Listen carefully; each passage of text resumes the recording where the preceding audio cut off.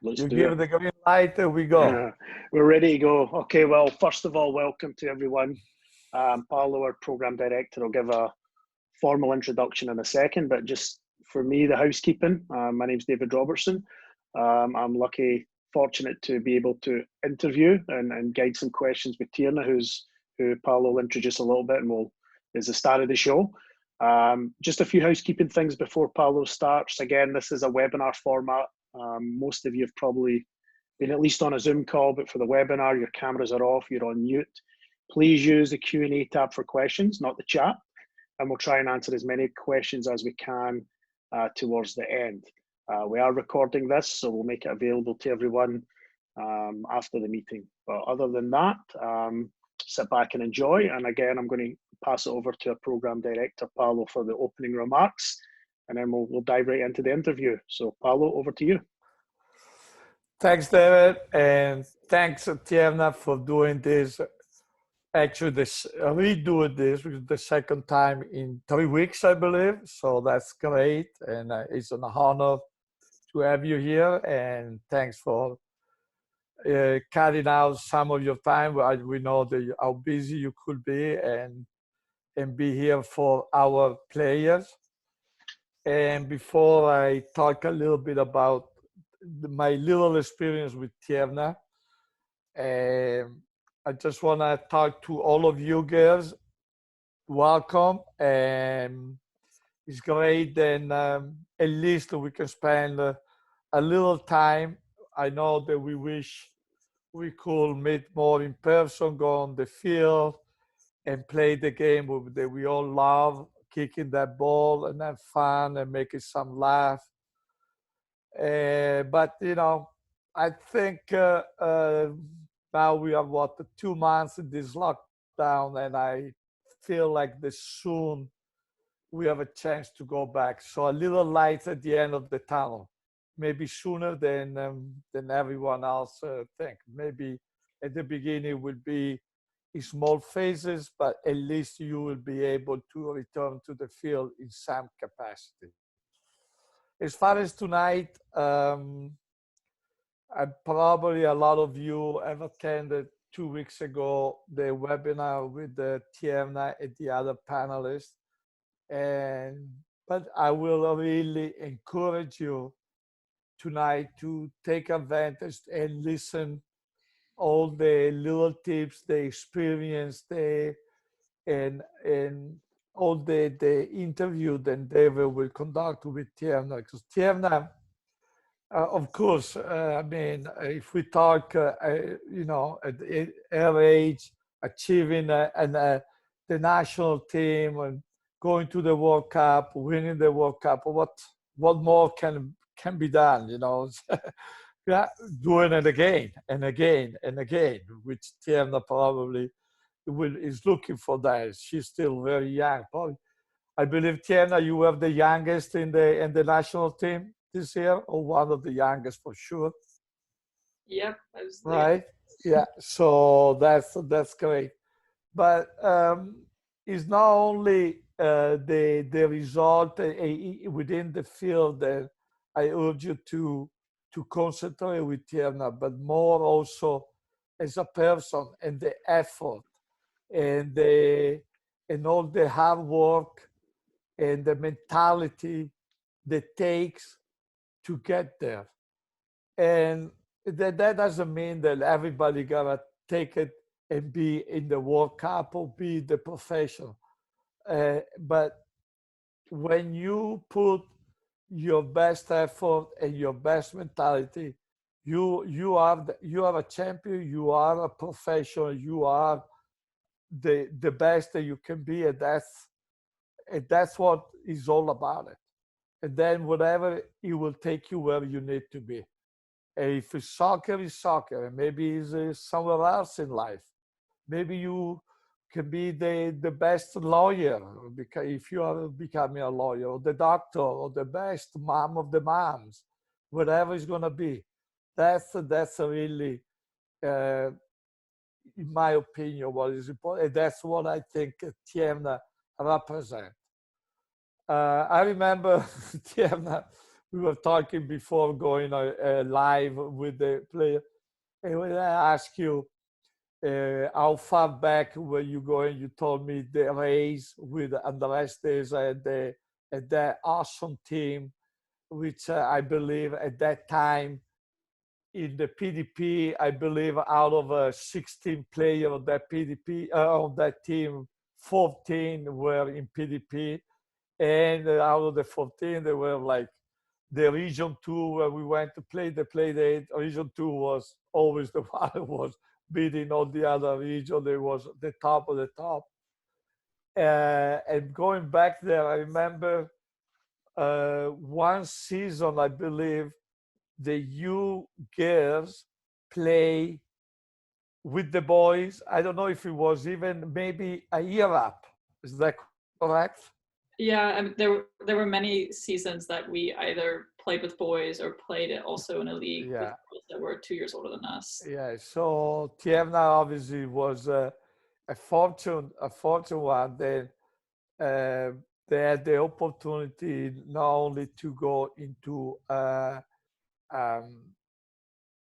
good club, but with the coach very dedicated and a group of players, which probably she will go more in detail later with David. But no matter what, this is not coincidence. Tierna found this because the way she is.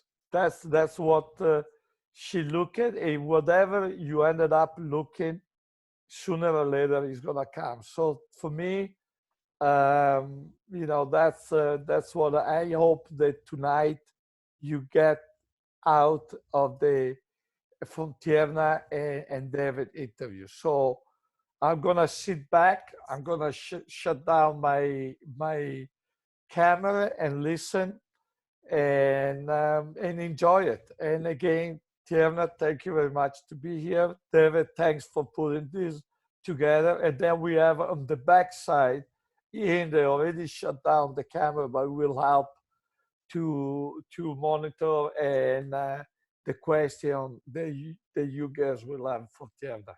Thank you, everyone. Thank you, Paolo. Thank you very much.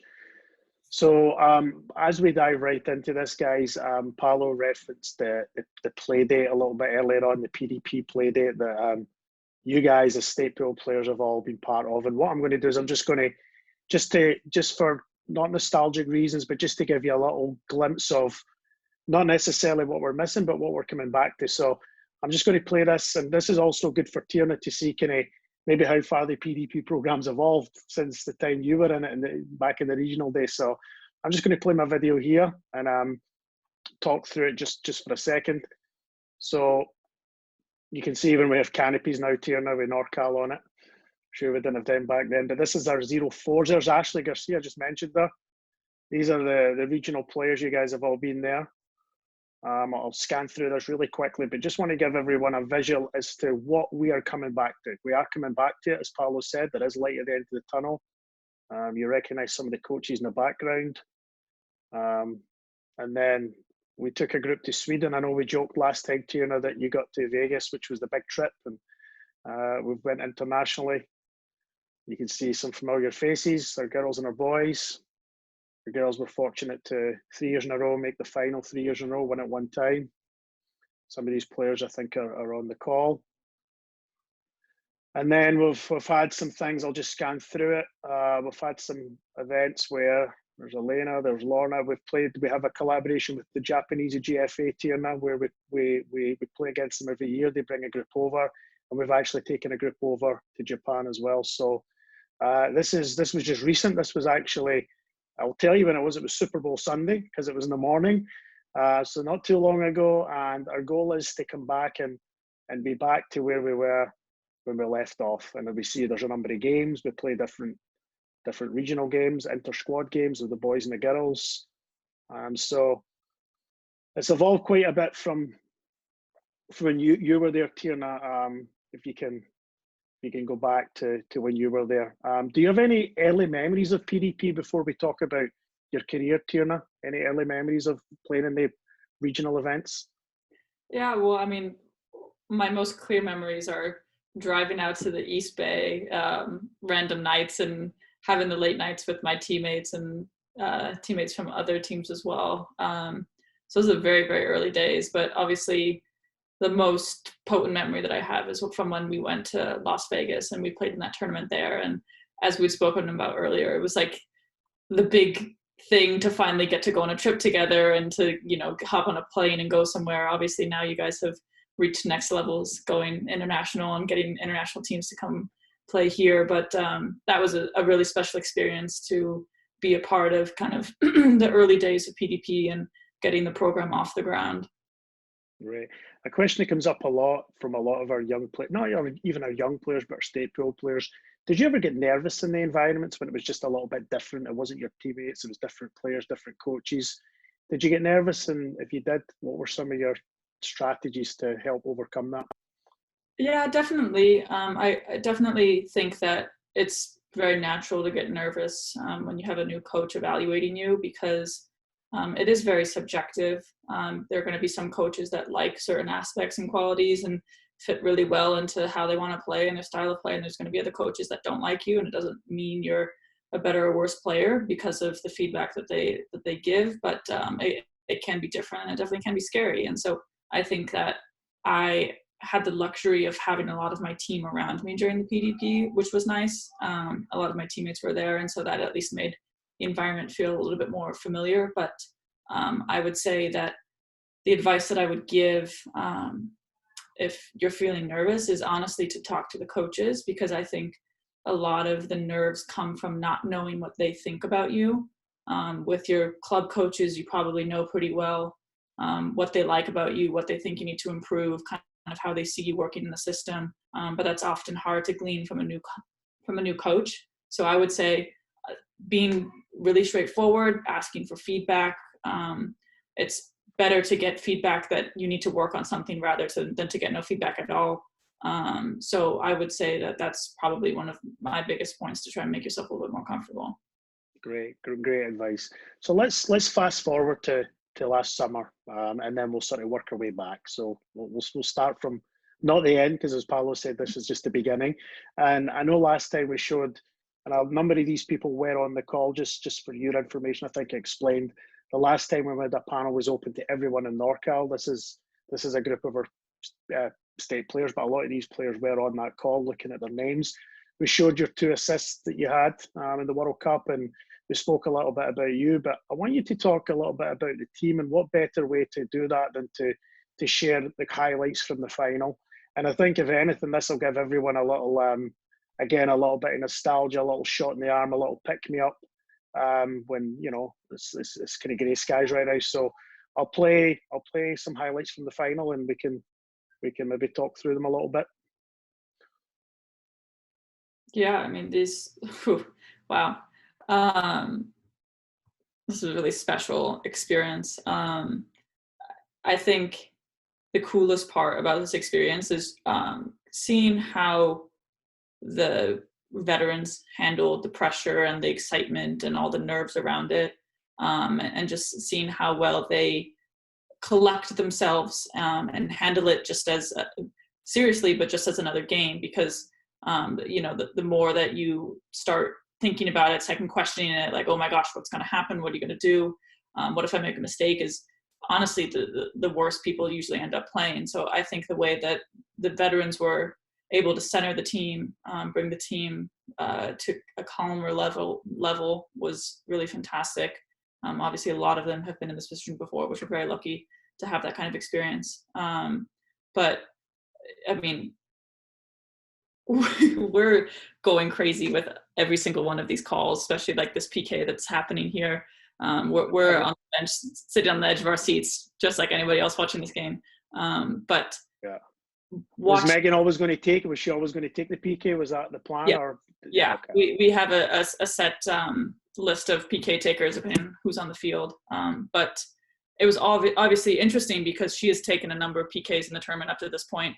And so it was obviously the question of, you know, has she run out of creativity, or, you know, does she think that, oh, they know what I'm going to do, do I have to change it? But she's always so cool, calm, and collected. And then, of course, the brilliance from Rose. What an amazing player. But it was so amazing to have a young player score, because quite frankly, she's the future of the attack of our team, and she's such a skilled player, and so it was really great to finally see her get that reward, especially because she's had a lot of ups and downs with injuries and such, but a really emotional game. Yeah, and just that moment right there. Be honest, as a young player, was it in your dreams? Was it there in your radar somewhere? Did you ever dream of this moment? I mean, it's wild to think that 4 years before this, I was watching them do the same thing on the couch as a fan, never having met or spoken to any of them ever before in my entire life, which is kind of wild. So I would say that it had always been a dream in the meta sense to, win a World Cup, but I don't know when exactly that dream turned from a dream to more of a goal. It seemed unattainable for quite some time, just something that I was going to watch happen, but it was a pretty special experience to actually be out there earning it with them. Great. I know a big part of the DNA for the USA success has been the teamwork and the collaboration. One of my favorite books is Wolfpack by Abby Wambach. Can you, as someone that didn't play in the final, how important did you still feel as part of that team, and how did the team embrace everyone as an equal or contributing part of that team? Yeah, I mean, I think this team is very much the epitome of you're only as strong as your weakest link, because we're together for months and months preparing for this tournament and then actually participating in the tournament. And to be honest, if everyone's not bought in and on board, the whole thing falls apart. And so there are days, that aren't as fun as others. Subs have to go out and train the day after games. The schedule was often, we had 9 p.m. games, and then we'd go out the next morning after going to sleep at 3 a.m. And go out and train, and then pack our bags and move to the next location. So it wasn't always easy, but I think that as a group of subs, we really honed in and highlighted the fact that our preparation was incredibly important, because we needed to be ready if we need to go in the game. We needed to make our teammates better every day. We needed to do everything that we could if we were practicing as a scout team, we needed to do everything we could to present the scout team accurately so our team could prepare. We need to take our role and embrace it, whatever that might be. And I think, again, the experience of veteran players was really helpful in that role as well, to kind of keep the morale and make sure that the message was clear as to what our role was. A great message for all the players about, the impact that you can have in a squad, and whether you're the center of the attention or not. I think it's a true definition of being a team.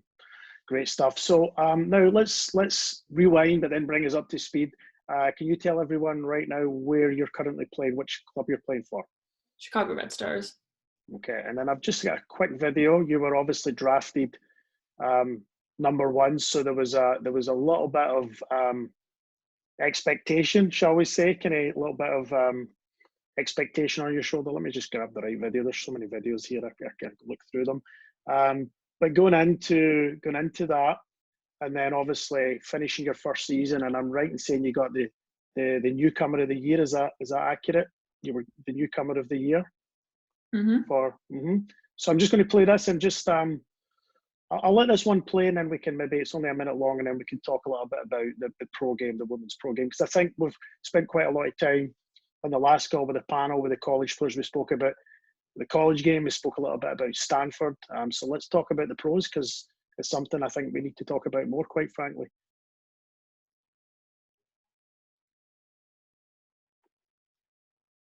Actually, I turned the volume off so we can speak through it. The first round pick, Tierna, is that something you knew ahead of time, or because I saw there was a video where you accepted, or you were on national camp duty? So how did that timeline work out? Do you know going into it that you're going to be the number 1 pick, or how does that work? Yeah, so I think it was a little bit of a unique case, because I was a junior, potentially leaving to go to the league. So I think I had a little bit more vested interest in really finding out where I was going to go, what I was going to do, just because I had an option of not going into the league. And so I wanted to make sure that I was going to be in a good spot. And so with the help of the man who's now my agent, he was able to connect me with coaches. Obviously, I know who was going to have the first pick. That was laid out. That's clear. And so in talking with them, they aren't allowed to guarantee that they picked me, that they would pick me, but they were able to give sentiments as to whether or not they wanted me, whether or not they needed my position. And so I was able to have those conversations. So it was not guaranteed that it was going to happen, but there were conversations about it. So I wasn't completely in the dark. Okay, great. So then we'll go back a little bit then. So obviously you having a great career at Stanford, and then you went to become a pro. Was that with the goal of playing in the World Cup? Was that always the pathway that you wanted to take to play in a World Cup? And if it was, it clearly was a good decision. So tell us about how you arrived at that decision, because I know you're an academic and clearly you're an articulate young lady. What was your leaving Stanford to play soccer? Some might say it might have been a gamble. For you, a gamble paid off. What would be your overall thoughts in that in general? Yeah. I mean, it definitely wasn't it honestly wasn't the ideal route that I was going to take. If I could have planned it perfectly, I would have loved to play in a World Cup and still play at Stanford. I loved my team there. I love my coaches, my teammates, kind of the whole environment. And so it was a very difficult decision, but ultimately the decision was predicated on the fact that I needed to develop in certain areas of my game in order to be prepared for the World Cup. And I just wasn't going to get that at Stanford. And so that was a big decision. And ultimately, like I needed to be against similar players that I was going to be seeing in the World Cup or playing with or playing against them. I needed that next level. And so that was the choice. And obviously it would have been different if, the World Cup had fallen in a different year, or if I was in a different year of college, but that's just kind of how things shook down. And so it was a multi-month decision to leave. And it definitely wasn't easy. And obviously with Stanford, it doesn't just mean being on a soccer team. It also means being in school and earning a degree. And even during this time now, I'm taking classes because I have the time and the ability to do so. But it was leaving a lot of different things behind in exchange for something that was not 100% guarantee, was not sure, and potentially a lot of people might say was not a great gamble, because you don't make the World Cup team and all of a sudden you're on a rookie salary in a different state, and you don't have your college degree and you don't have your team and all those resources. But it ended up working out for me, so I'm thankful for that. I don't know if I would say that I liked my decision less if I didn't make the roster, but hindsight is always 20/20. So right now, I would say my decision was good. I think you've definitely been vindicated in your decisions, so good for you. So talk a little bit. I showed some clips there, and I know there's a lot of talk and a lot of hype about women's soccer in Europe growing and evolving, but there's also a lot of great stuff that, frankly, I don't think we celebrate enough here. What tell us about the women's game, and for any aspiring young player, because you really are talking to some of the best talent in Northern California. Some of them might want to go pro. What would you say about the league, and even educate me, because I'm not as clued up as I should be. Yeah, this is to be honest, the best women's league in the world. I know that ideally there would be better infrastructure, better pay, resources perhaps, but that has been growing since it's been started. So that's in the positive trend. But this is where you're going to get the most competition, to be honest. Even though you have super teams like PSG or OL abroad, they're playing one every 5 games that are competitive. The other games they're winning 6-7-0. Whereas in this league, every single game could be a win or a loss. I don't think in my entire season last year did I ever step onto the field thinking this is a for sure win, nor did I ever step onto the field thinking this is a for sure loss. So I think that just the talent that's in this league is really underappreciated, to be quite honest. I think a lot more eyes should be on this league, just because the entire national team plays in the NWSL. So the best players in the world, you could argue, are here. And then we have fantastic players that come internationally. We have fantastic homegrown players, and there's just a lot of really good quality soccer happening, and a lot of good development of players and coaches that are really quite dedicated to the process. Because to be honest, owners, coaches wouldn't be involved in this league if they weren't passionate about soccer, because it's not like they're making ludicrous amounts of money doing this. So they're really passionate about the game and about growing the game, and getting more eyes into women's soccer to be able to kind of take our viewership to the next level. And I think that it's especially helpful when we win World Cups to bring more eyes to the game and more interest. And unfortunately, this year was derailed a bit, because I think this would have been a very good year for us in terms of viewership numbers and in terms of game attendance and just general positive growth for the league. But we're hoping that soon we can get something started, so that we can get our fan base excited again. But until then, we'll be training at home. Yeah, I agree. I think you'll definitely some fans from California rooting for Chicago. But you spoke a little bit about, we'll talk a little bit about watching the game and learning. I mean, you're always someone that had a really good feel for the game. Was that natural, or where did you get your tactical awareness of the game? Was it through coaching, or was it through watching soccer? And if watching soccer, what would your advice be to some of these players? Who should they watch, for example?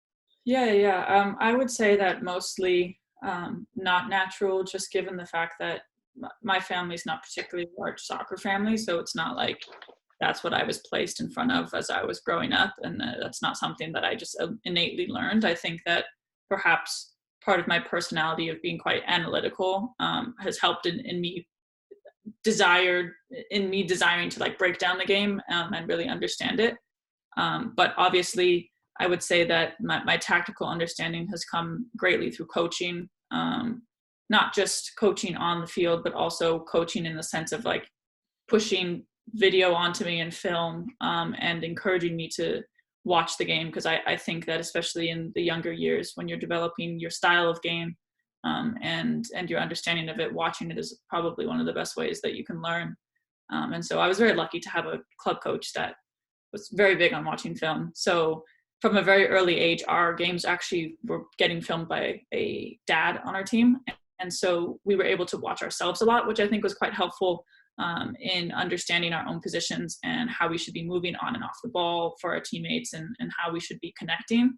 And then also what was very helpful was that he would take our clips and he would show us a lot of clips of professional teams, men's teams mostly, and show the comparisons and the contrasts between how we're playing, how they're playing, how he wants us to play, if we did something right, if we did something wrong.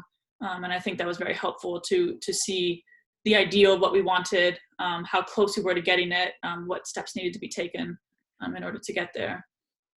Right, and that's a fantastic segue. This certainly wasn't rehearsed at all, but I managed to find, when I was going through YouTube, I found a 14-minute video clips from you playing back with the Anza at the youth game. So if you don't mind, I'm just going to share it, and we can turn it off, and we can talk a little bit about some of this, because I think a lot of players here, or a lot of players on this call, this is where maybe they're at right now, and I'll let it play, and we can maybe just, let me turn the volume down.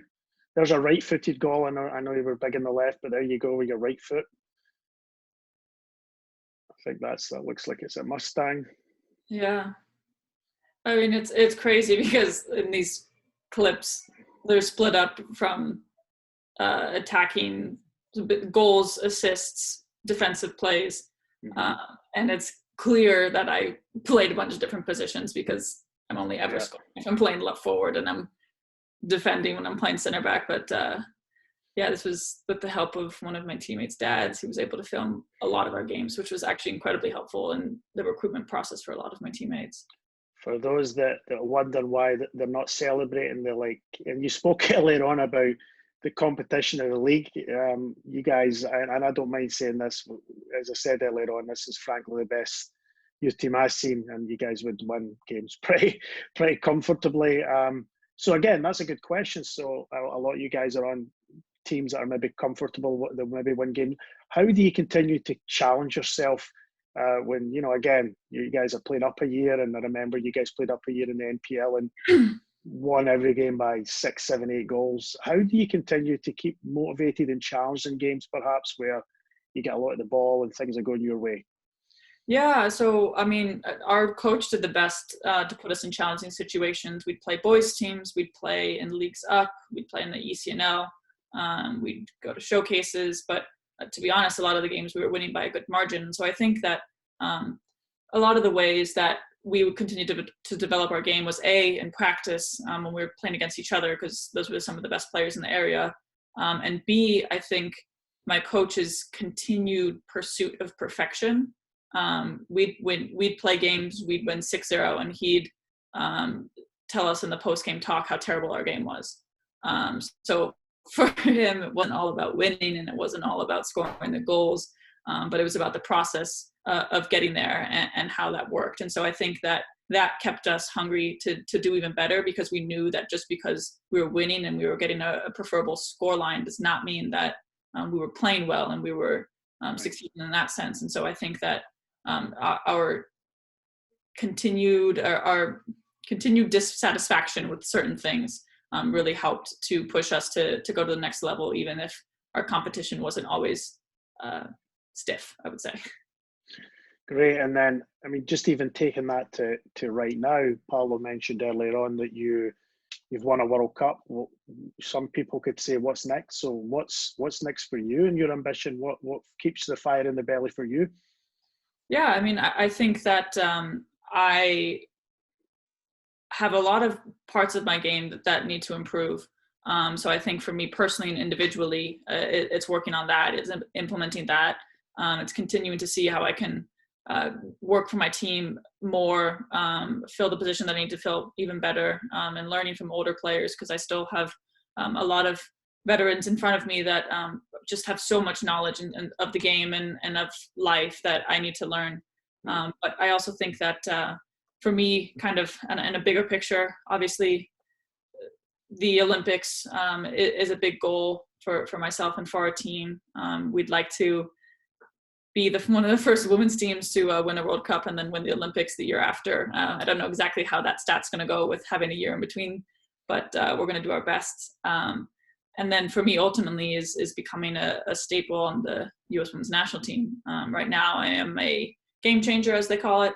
And so I'm hoping to solidify a position on the field eventually. That would be a big goal of mine. So working towards that. Great. So there's a couple of questions already come in, and we'll get to the questions from those people that are attending. Feel free to put them in the Q&A.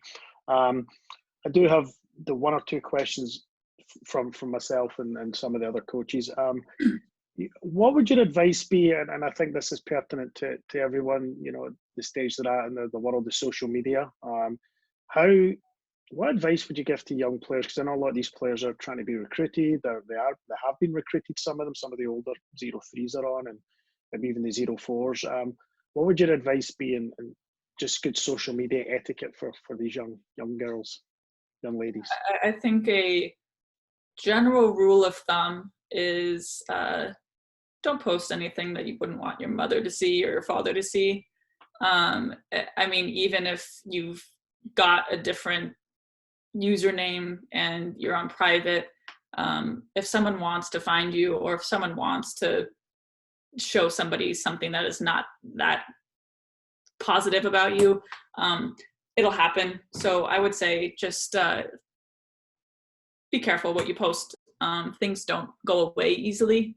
So just be cognizant of that. I've definitely always lived by the ideal of don't post anything that your parents wouldn't want to see. My parents are nosy, so they always want to see what's going on.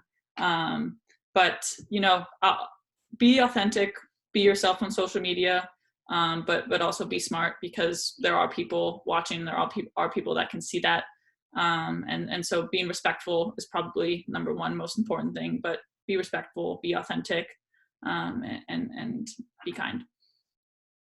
Great advice. So we'll dive into the questions now. Question from Mary O'Donnell, a little Japanese wonder kid.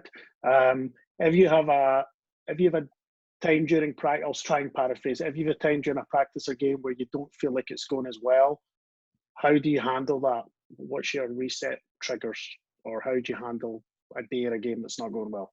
Yeah, I would say if a game's not going well for me personally, if I just can't connect passes, my first touch isn't good. The one thing that you can always control is your effort that you put into the game. So even if everything seems to be going wrong, things aren't going your way, you can control how much effort you put into the game and the attitude that you continue to hold during the game. Because I think people underestimate how important body language is, and how incredibly effective it can be to motivate your teammates or to kind of deflate them. So if you start walking with your head down, or you're not looking to get the ball anymore, or you're got negative self-talk, that does affect your teammates, and that kind of seeps through the team. So especially if you're someone that people look to on the team for a bit of guidance, just because you're having a bad game doesn't mean everyone else has to have a bad game as well. So I would say that it's important to just focus on the little things that you can do right. Just clean, quick passes, 1-2 touch, keep it easy, keep it simple. Just try and focus on each next play, and don't really remember mistakes, because those are just going to bring you down. You can think about them after the game, but during the game, it's hard to try and parse those out. It usually doesn't go well. So just continuing to put effort and to have a good attitude to push that out towards your teammates, and to just do the small things right. Great, super. I think I know how you'll answer this, but I'll ask the question anyway. Do you think it's better to play many positions or focus on one? Remember, these are still youth players. Yeah. Definitely many positions. I played a lot of different positions growing up, and I think that definitely helps in your development and understanding of the game. Obviously, as you get older, you're going to eventually have to hone in on a couple positions, or maybe one position. But growing up, it's definitely important to play a lot of different positions if possible, just because you'll be able to understand the desires of players, where they want the ball, how they want direction given to them, where they should be on the field, that kind of stuff. So I found it really helpful to play multiple positions, so I would highly recommend that. Great, that's what I thought you'd say. Okay, have you ever experienced a personal setback or injury during a season, and what advice would you give to handle it?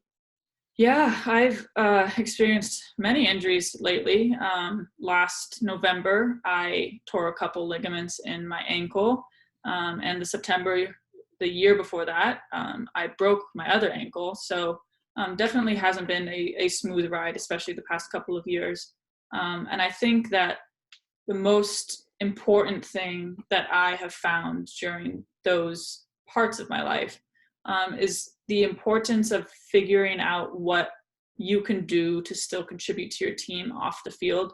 I had been very used to being a player that can easily show my contribution to the team on the field, but then sitting on the bench, not even being able to participate in practice, not even being able to jog around with my teammates, really kind of put a different lens on my eyes as to what I need to do in order to still be a good teammate and a beneficial teammate without ever stepping out onto the field.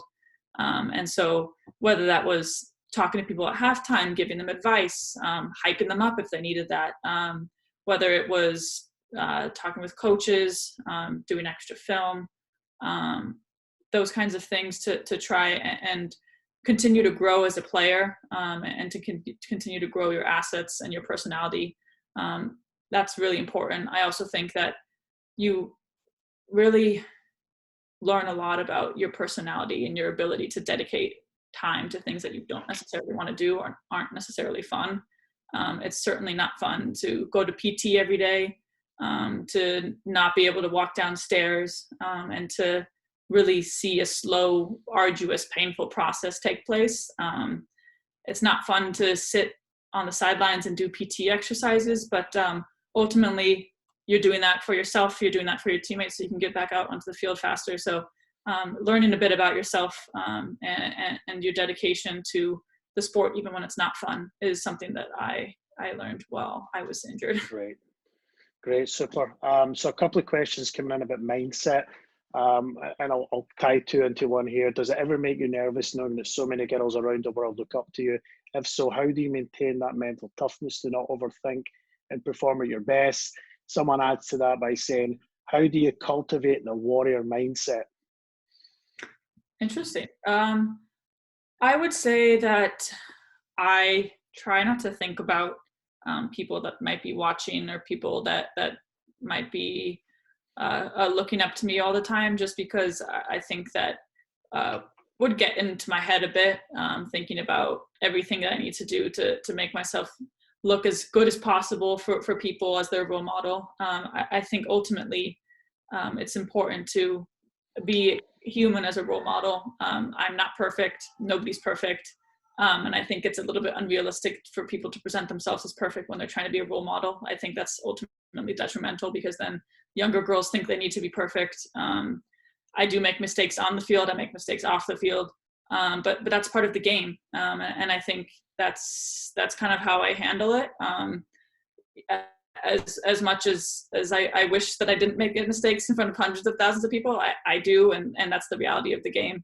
I would venture to say that soccer is one of the most imperfect sports out there, and I think that's part of the beauty of it, that you just kind of have to run with what happens.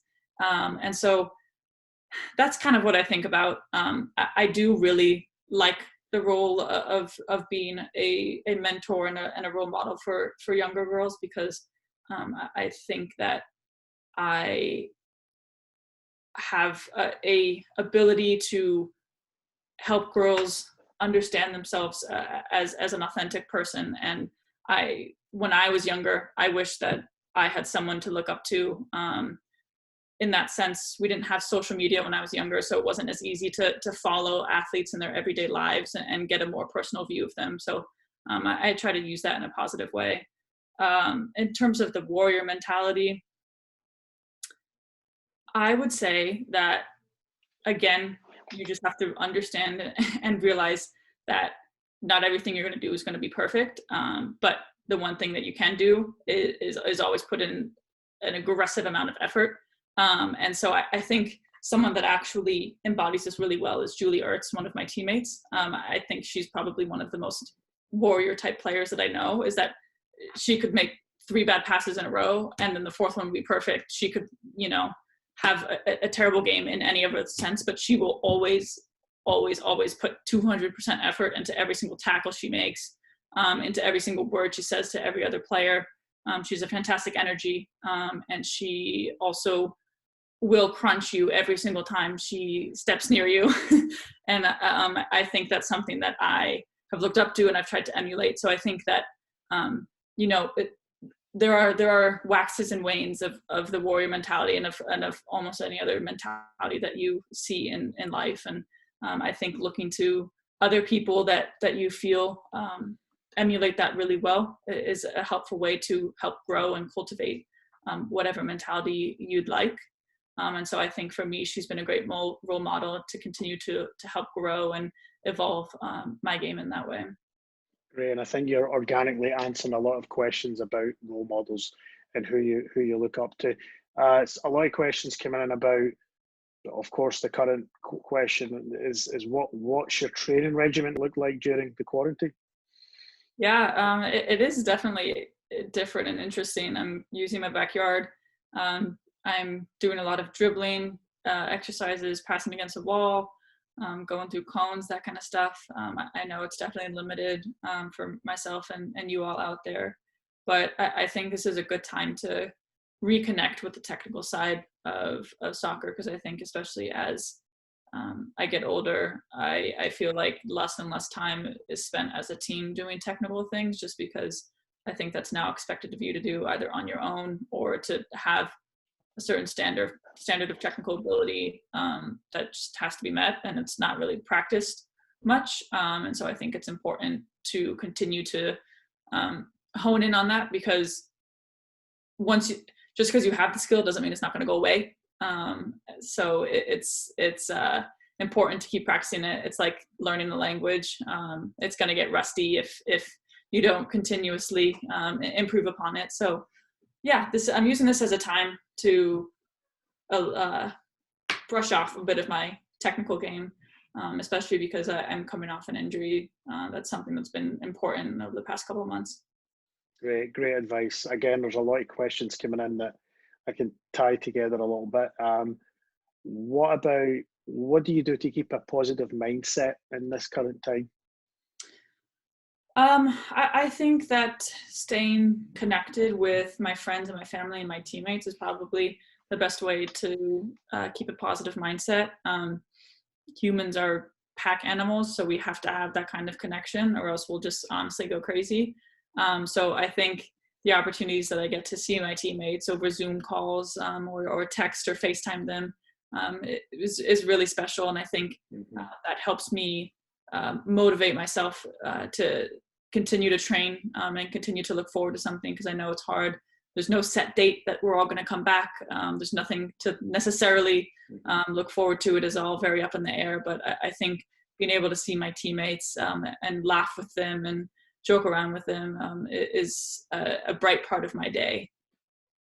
Great stuff. Question here, you mentioned that a little bit earlier on, and I'm conscious of the time. We'll probably got a few more questions, but some of them are great. Nerves, how do you handle pre-game nerves? Do you have a routine or? I would say that music is probably the best way for me to handle my nerves. Sometimes I need a little bit more excitement, so I'll listen to a little bit more upbeat music. Sometimes I'm a little too excited. I need to kind of calm down a little bit, so I'll listen to some calming music. But really, I think in the locker room, before games, you can really feel that energy, and it's kind of coming off of everyone. Everyone's bouncing off the walls, everyone's pacing, everyone's getting ready to go. And so I think just kind of shaking it out with your teammates a little bit, and then just kind of running right into warm up and shaking out the nerves during warm up is what I try and do. I think that the more that you isolate yourself, if you're nervous, the worse it actually gets. So I think talking to people, passing the ball with somebody, just, casually engaging with people is probably the way that I get rid of my nerves best. Great, super stuff. And then a question, there's a couple coming in a similar vein. What do you do, and I know you're very humble, but try your best to answer this. What did you do to separate yourself from your others at club and then at Stanford? What do you do to try and separate yourself? I think that one of the things that I did, whether this was on purpose or just because it was my personality, was a really intense commitment to doing things correctly. I think that quite often in practice, especially during the off season, people can start screwing around or just take a couple reps off or not really pay attention to drills. But I think part of my personality disallows me from doing that. I'm really big on doing every rep correctly and trying to take the criticism or the advice from coaches if they've given it and apply it to my game as quickly as possible in order to improve. So I think attention to detail, desire to learn and get better and to make every rep count is something that's really important and something that coaches actually really do notice. And I think that is an easy way to set yourself apart, especially when you're with players that may or may not be as serious as you are about the game.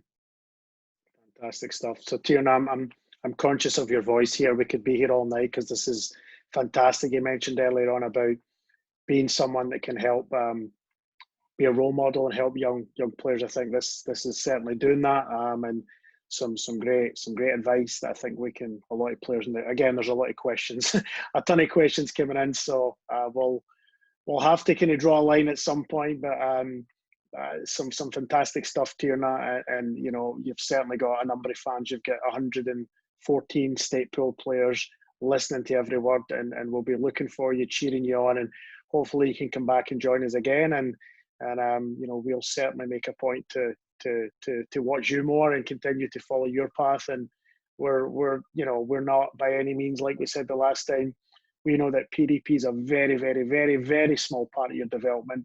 We're just super proud that you're from Northern California and you're taking the time to come back and speak to these aspiring young players. So Paolo and Ian are thinking in the background. If they've got anything to sort of say or add before we tie it up, otherwise we'll close it in just a few minutes or a minute or so. Paolo and Ian, anything to add? No? Okay. Well, in that case, thank you. Okay. In that case, Tierna, I guess closing words, last words. You've covered a lot. Is there anything you feel that parting words you'd want to give to the future players? I know you've done this on a few occasions, but is there anything maybe you left out that you want to get across? I would say, especially for players that are thinking about playing in college, kind of getting into that recruiting point, don't look for college just for soccer, because ultimately that is not going to be the only part of your experience, and it may not even be the most important part of your experience. Many people get to college, decide they don't want to play, decide they need some other form of some sort of energy outlet, and so they take a different path. So choose a place that you want to go for many different reasons, not just for soccer, but also choose a place that you want to go, and not that other people are telling you to go, because it is your experience. You are going to be the one there for 4 or 5 years or however long it is. So listen to yourself. Yeah, and I think a question did come in about grades, and I think knowing how articulate you are and well spoken and well educated, I think you would stress that grades they underpin a lot of everything and what you're doing and being a college athlete. Yeah, it's athlete. The reality is you can want to go to any school that in the world, but the grades are going to get you in. So as much as the soccer is important, it will not get you into a school. So absolutely, stay in school. Absolutely, and right now, good luck with your homeschooling. It's a whole new reality for everyone, and but I guess there's a silver lining in everything. If it wasn't for this COVID-19, we probably wouldn't be tonight listening to Tierna Davidson, who's won a World Cup and has had some great advice for everyone. So, Tierna, I can't thank you enough from everyone at NorCal Premier. Thank you so much. Good luck with everything. Thanks to the people that joined. We will send a video of this to you in the next day or two, and if I were you, I would go back with a notepad and a paper and write down some really good quotes that you can probably decorate your wall with and use them for inspiration, because this is living proof that if you have a dream, you work hard, you're committed, you're dedicated, anything can happen. So Tierna, it's been an absolute pleasure. Thank you so much. Thank you, guys. Thanks so much. Have a good We're evening. proud of you. Thank you. Keep it up. Thanks. Thank you.